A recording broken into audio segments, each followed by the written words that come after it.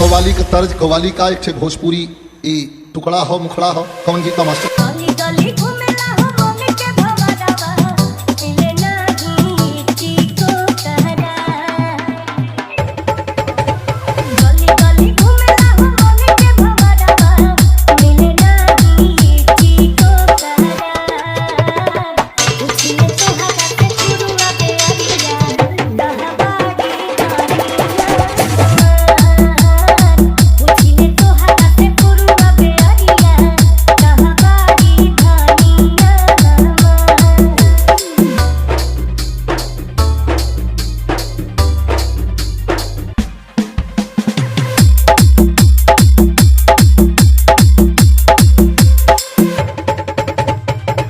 Music Banaras, Priyanshu music Banaras, Priyanshu music Banaras, Priyanshu music Banaras.